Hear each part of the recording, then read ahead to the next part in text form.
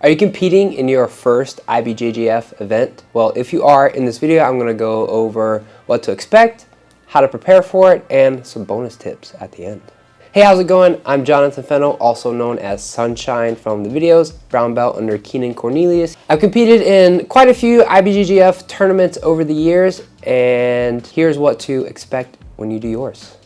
So if you're thinking about competing in a tournament, trying to figure out or trying to find one that's good for you, some things to keep in mind are, where is the tournament located? Are you gonna have to travel for it? There's a lot of hidden costs in like travel, food, hotel for tournaments, things like that, the cost of the tournament itself, your age division, your weight, what kind of style you like to compete in, gi or no gi. Some tournaments have both, some are exclusively one or the other. Sometimes smaller tournaments may not have a ton of people, especially in like higher age groups, higher weight classes sometimes, so you gotta pay attention like who's in your bracket. Sometimes you may be forced to go up in weight or go down in age depending on who's available. So these are all things you need to consider when you're trying to look for a tournament. If you're thinking about competing in a tournament and you're wondering when you should sign up, usually the earlier you sign up, the better. It's usually going to be a lot cheaper if you sign up a lot earlier. Usually in advance as well, you have time to change your weight, change your division if needed. And if you sign up early as well, you know, having that commitment, you paid for it, you signed up, that also help motivate you in training as well. Versus if you kind of wait till the last second, it kind of makes it easier to excuse yourself out of it when the time comes. So if you're thinking about going for a tournament, usually I'll check to see what's available on like tournament websites like every week or so. So I know as soon as a tournament is posted, I can start considering whether or not I want to do it and sign up as soon as possible. So if you're thinking about doing an IBJJF tournament specifically, like I mentioned, I really recommend checking the IBJJF calendar weekly. They're pretty good about posting the tournaments that are available pretty far in advance, like when it is, where it's going to be. If you want to compete for the IBJJF specifically, you do need a membership for them. It's usually around like $30, I think, but it does take a little bit of time to get the paperwork done. Your professor has to sign off for it, especially once you get into like the higher color belts as well. They ask for like a belt records form of like when you got your belt, who gave it to you. That has to be signed off by your professor as well. So yeah, there's a little bit of paperwork involved for competing in the IBJJF, so it's good to get that out of the way as soon as possible. And for that membership, I believe it's for the year you sign up in. So for example, I think if you sign up at the end of the year, it might run out the beginning of the next year. Not entirely sure.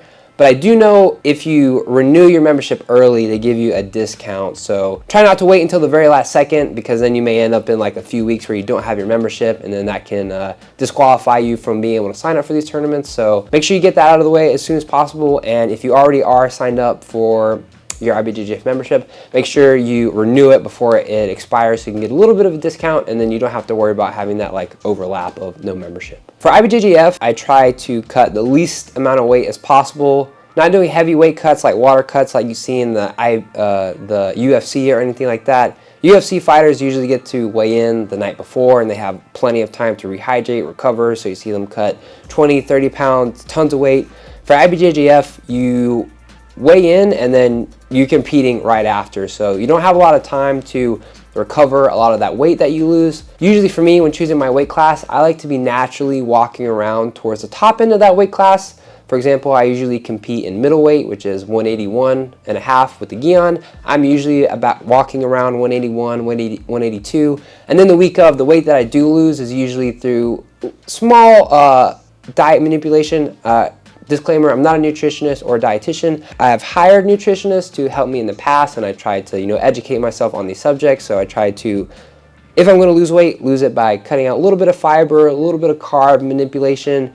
Don't want to just like do really intense water cuts right before competing. That's going to really affect your performance when you have to compete right after you weigh in. So try to compete pretty close to the natural walking around weight. Maybe if you're going to lose weight for a tournament, I recommend, again, signing up, finding out when the tournament is as soon as in advance as you can, and then from there doing an actual like diet for the tournament, like eating healthy, maintaining a slight calorie deficit, so over a long period of time losing fat before the tournament, like months and months in advance, and then cutting a very small percentage of that weight right before through like things like fiber manipulation, carbohydrates, things like that.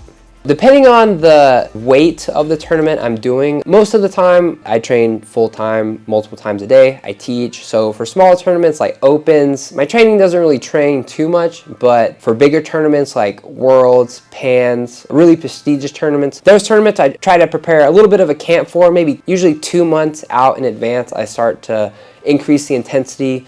You know, it's hard to train at full intensity all year round, so it's definitely important to also work other aspects of like being an athlete as well. So sometimes I go through phases where I'm still always training, but sometimes I'll dial back training a little bit, not focus on intensity too much, but just focus on like skill acquisition, more like drilling, positional sparring, doing stuff outside of the jiu-jitsu gym as well, like lifting weights, increasing cardio, practicing like dieting, nutrition, all that stuff. And kind of like the off season, if you will. And then for those bigger tournaments, then I start really focusing on increasing the intensity of the training and focusing more on jiu-jitsu. Okay, so day of the tournament, normally for myself, I try to get there as soon as possible. They recommend on the IBJJF that you show up an hour before your division is scheduled anyway. And then normally, unfortunately, the IBJJF sometimes is a little late with the releasing of the schedule. Usually if you're fighting on a Saturday, they'll release the schedule and the brackets, the times you're competing. Usually it'll be the Thursday, 2 days beforehand. So that'll tell you, you know, what mat you're fighting on, what time. I recommend being at least an hour before. For myself, again, I'm usually there as soon as the tournament opens, because since I teach, I'm also coaching as well. But you know, you don't want to end up in a situation where your division got bumped up too soon and you're not there, you'll get disqualified, or maybe you don't give yourself the proper time to prepare for it, to warm up, things like that. So make sure you know when you're competing, actively check that, especially the day of.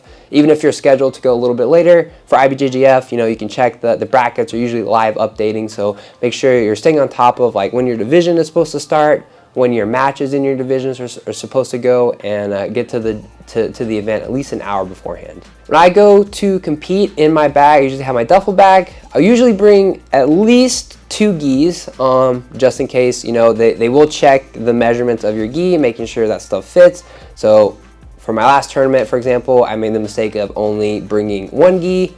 Did not pass inspection, so I had to buy another gi at the event. That's something you definitely don't want to happen to you. So make sure you're bringing, ideally, more than 1 gi, just in case. Especially sometimes also your gi will rip, and then same thing, you'll end up in a situation where you need another gi. So ideally, at least 2 gis. I like to compete with a mouth guard. I like to bring finger tape to help me keep my joints safe, and then I'm also bringing like a couple snacks, like simple carbohydrates. I'll usually bring like honey sticks, a little bit of candy, some like little quick fuel to eat before training, lots of water, electrolytes as well. Like I mentioned, do like small weight cuts beforehand, so I'll make sure I have plenty of like electrolytes, simple sugars, little snacks and stuff, so that I can replenish myself in between matches a little bit beforehand. And also, depending on, you know, whether or not you want to do the open class, if you medal in your division, sometimes that can be much later in the day, so you have like big gaps in time where you're kind of just waiting around. So it's a good idea to, you know, bring some snacks, bring all the gear you need, and make sure you have like multiple of those things. They say 2 is 1, 1 is none. You just got to the tournament. Usually the first thing I would recommend doing for IBJJF tournaments especially is normally they'll have a test scale in the weight area. There's a test scale and an official scale. If you step on the official scale and you are overweight, you are DQ'd immediately. No second chances, no pound allowance. So always check the test scale first, so you kind of know where you're at going into the event, because also the IBJJF scales may be a little bit different than the ones you're weighing in at home or whatever the case. So first thing I always do, step on the scale with my gi, see how much I weigh. Then from there, kind of planning from there. Maybe I'll show up to the event like a pound or 2 early, or a pound or 2 over. For myself, I usually like to get a pretty heavy warm-up in before I compete. I like to really break a sweat. So I'll usually end up losing that pound or 2 anyway. So, but you know, it's just good to know as soon as possible. Then from there, you know, make sure kind of like know where your mat is, kind of know, usually the mats as well will be divided into like 2 sections, half the mat going one way, half the other, kind of know which side you're going to be on, you know, like tell your teammates, I'm going to be on this mat, tell anyone you want to know, like cheering for you, coaching for you, make sure they know where you're at. And everyone to prepare mentally for the tournament has a little bit of different things they like to do. For me, I just try to remind myself that at the end of the day, if you lose the tournament, no one really cares but yourself. The most important thing is, the only thing I care about when I'm competing is that I don't get injured. As long as I'm come out of the tournament healthy, even if I lose, that's okay. You know, you can learn from those mistakes, come back in the next one better. So I just focus on being calm, reminding myself that it's just a jiu-jitsu tournament. People lose all the time. You'll walk in there, see it, world champions fighting, like 2 world champions going on the same mat. Only one of them can, you know, make it past that round. So people lose all the time. It's not that big of a deal. No one's going to care. Just use that experience if you do end up losing to build yourself up better for the next one. Depending on the tournament you're going in, some of the bigger tournaments will actually have like a warm-up area set aside with like mats down, and if that's the case, sometimes I'll maybe try to get some light rolls in with my teammates if they're competing, or someone else who's at the tournament.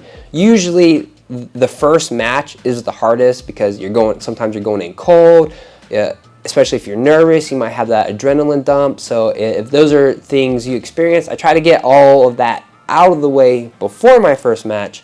And then if there's not a warm-up area, I also like to bring with me like tennis shoes, sweatpants, hoodies, a trash bag if necessary. And so I like to like run around, do sprints, try to like really get my heart rate elevated to where it's going to be when I'm competing, get it elevated, be able to cool down, elevate it again, go through some sprints, maybe do some light body weight exercises to warm up my joints, maybe some push-ups, some body weight squats. Really try to break that sweat in. Use the mats if they have them. If not, then I'll just run around outside, you know, with sweatpants, hoodie, really try to get that sweat going. For the IBJJF, they kind of have like by the weigh-in area, there's usually like TVs. They'll have like the mat number and then like the order of fights on each mat.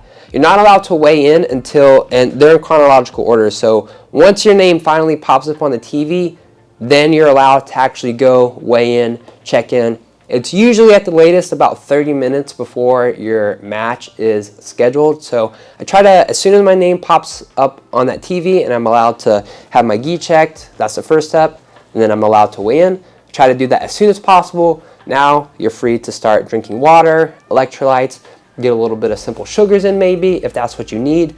But you know, don't go too overboard. Don't start chugging down too much water, like stuffing your face full of like bread or anything like that and going with a tummy ache or anything. Small bites here and there, you know, to replenish yourself. Once you kind of go to that weigh-in area, they like move you through like a little maze where they check the gi, you weigh in, and then from there you go into what's called the bullpen of all the competitors who are waiting to go to their mat. I usually do my warm-up at least like 30 minutes to an hour beforehand, and then try to keep like stay warm. I usually wear like a hoodie under my gi, so that's kind of what I'm doing in the bullpen. Usually by the time I've gotten there, I've already warmed up, but I'm still trying to like keep that sweat going a little bit, staying mobile, focusing on my breathing. Sometimes listening to music if that's what you're into as well, and then just, you know, trying to stay focused and get ready for the moment. I also sometimes would like to have like a fanny pack, just because like gis don't really have pockets or anything like that, so it's a good idea to have your ID with you at all times. It kind of helps like once it is actually time for your match to happen, you know, the ring coordinator will come and get you and your opponent from the bullpen. They'll call you forward. It kind of helps if you have your ID, give it to the table workers to make sure that, you know, you are actually the people who they're scheduling on the computer and the TV with like the points and things like that. You'd be surprised, but sometimes that stuff gets messed up, and then sometimes like someone else is competing for you or you compete for someone else, and then things get weird. So having your ID can really help avoid all that, especially with IBJJF. There's a lot of like Brazilians or not native English speakers working at these events as well, so trying to tell them your name sometimes can be difficult. So always having the ID so they can read it and then check, make sure that, especially sometimes you compete with someone who has the same first name as you or something like that, so having the ID there is preferable. You can bring your bag and stuff with you if you want. Normally I'll leave my main bag with like my extra gi, tape, all that stuff. I'll leave that to the side with like my teammates and stuff, but I try to just have like a fanny pack or something, have my phone with me, my ID, and in there put like my mouth guard as well, and maybe like some honey or some candy or some snacks before I compete. And then sometimes as well, you can be like a tripod with you as well. If you don't have anyone to record your matches for you, sometimes they'll let you put like, sometimes the IBJJF will actually record the matches for you, put it on Flow Grappling, put it on YouTube, but sometimes people also bring their own little tripod so they can like put their phone in that, set that on the table, and record their matches as well. So those are some things you may want to bring with you when you're going through your check-in and going to the bullpen. So you just got called, the ring coordinator, they came, they got you, they got your opponent. You know, normally the ring coordinator, they're going to be wearing a vest that has a number coordinated to the mat that you're actually going to fight on. So I always try to like, you know where that person is, like keep an eye on them, because so especially you don't want to, if you are listening to music, it's like good to know where they are. So when they are calling you, you don't want to have them be like, they'll like call you, if no answer, they'll like announce it over the intercom. After like 30 minutes or so of not getting an answer, you'll just be DQ'd. So I like to know where they are. Usually I don't honestly listen to music, so I can hear the person when they're calling me, and you'll be like, I'm right over here. They'll call the next person, you go, they'll walk you down to the mat. One person will be on each side of the table. Blue gi is always on the left, or if it's a white and black, then black is always on the left. And then if there's two people wearing the same gi or the same color gi, they'll give you like a colored belt so that the referee will have like a band on his wrist so the table knows who the point is for.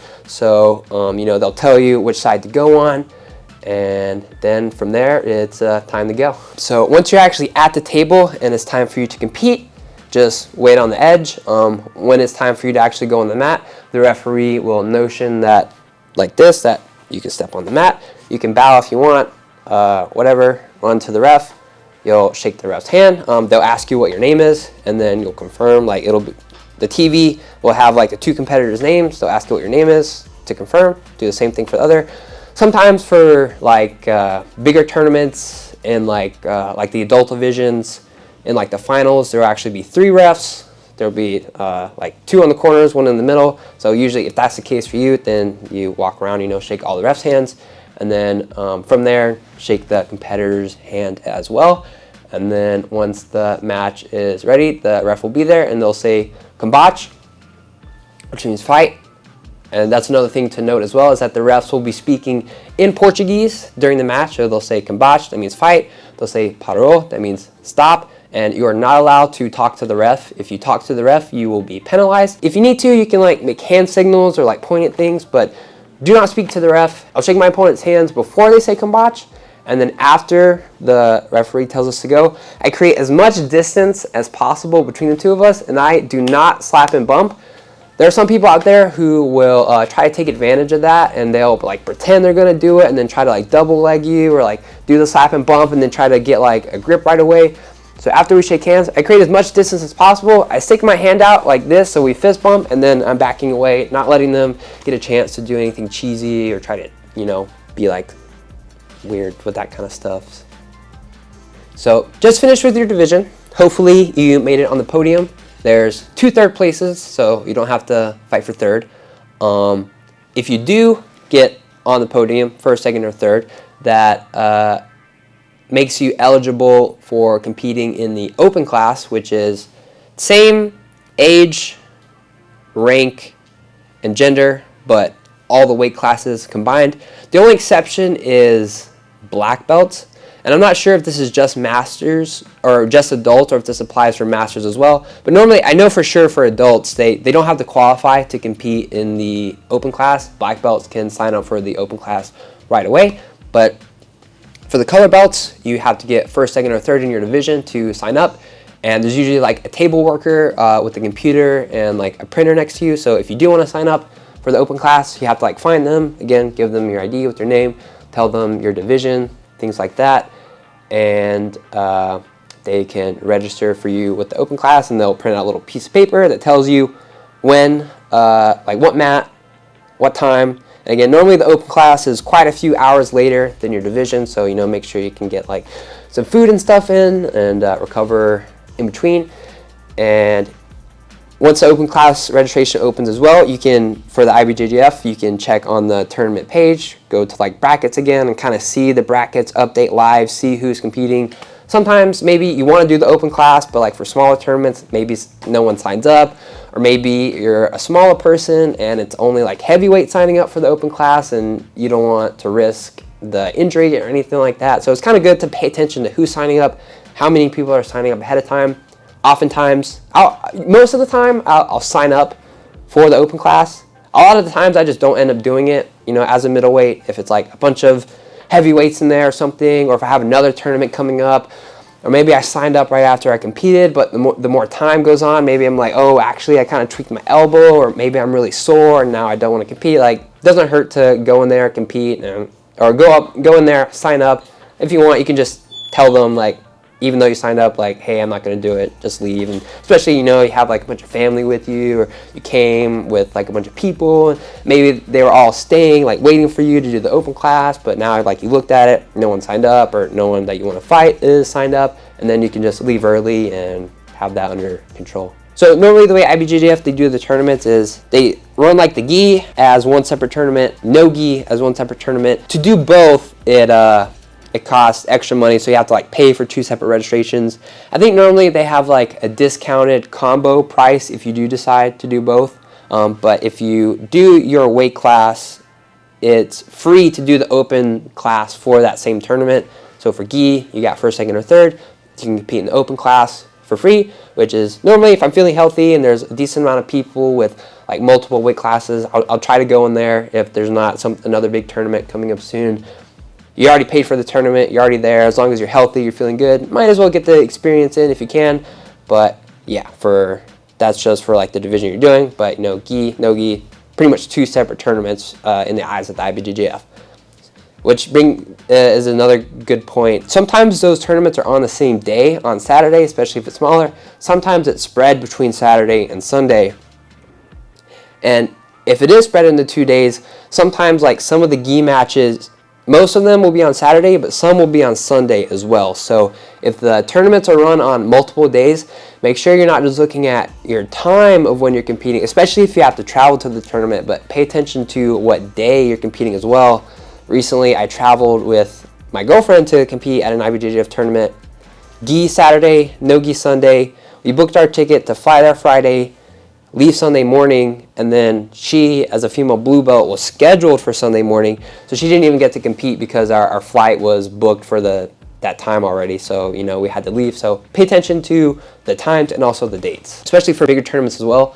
Those are normally spread across 5 days, from like Wednesday to Sunday for like Worlds, Pans, all those big tournaments. So it's good to know those days ahead of time.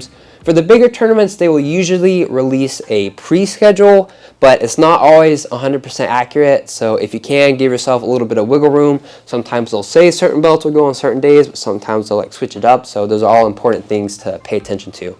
Sunshine here. I hope this was helpful in helping you prepare for your first IBJJF tournament. Remember, at the end of the day, stay safe and have fun.